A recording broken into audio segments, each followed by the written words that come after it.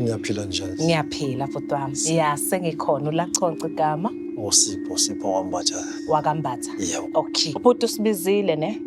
Ngifuna sithi uxoxa ke kabanzi. Mhlawumbe before singene la ebantwaneni uhlangane kuphi? Nosisi ophilisana naye. Mhlawumbe umusha igama. Usisi uMathepha. Mathepha. Ya. Sihlangane khona la eSoweto. Sharp kuphi nini? Kwaku 2012. 2012. Yebo. Ya uhlangana phi naye? Sihlangana eSitolo. Kanti-ke eqonyweni kami bengingazi ukuthi kunomuntu azwana naye. Okay, niyaphila-ke nishona phambili ya umntwana oqala ukutholakala kanjani? Bese sina mhlawumbe 9 months kuya ku 10 months sizwana. Akhuleke umntwana. Akhulu umntwana. Endleleni khona lapho kula manje sengithola inkinga zokungasathembani-ke manje. Kwenziwa yini? Usisi sengithola ukuthi ngathi sekukhona umuntu ambonayo. Okay. Eceleni. Okay.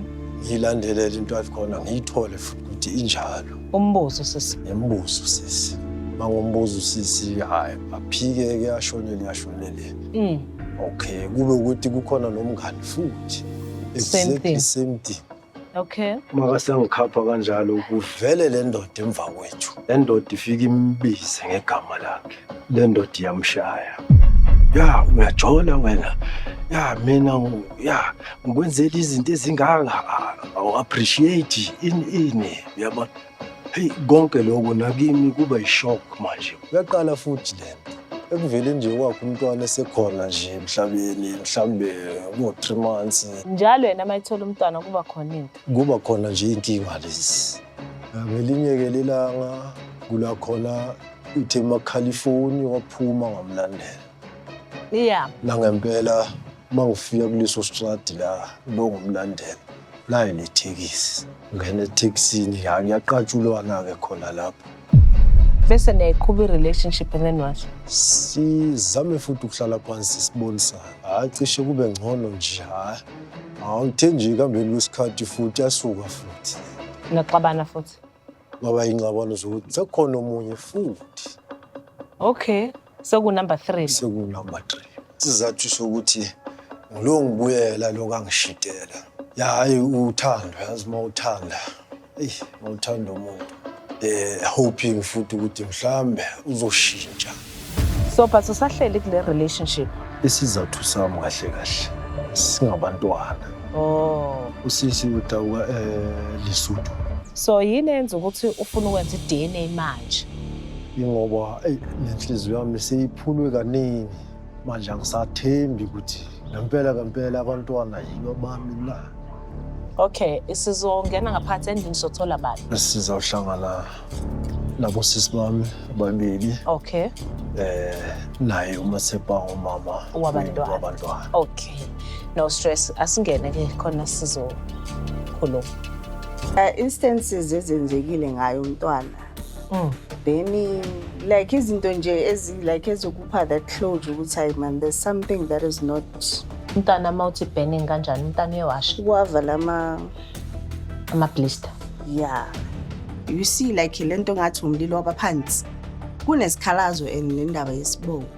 Like ukuthi iqiniso ukuthi likuphi. Washa nanini.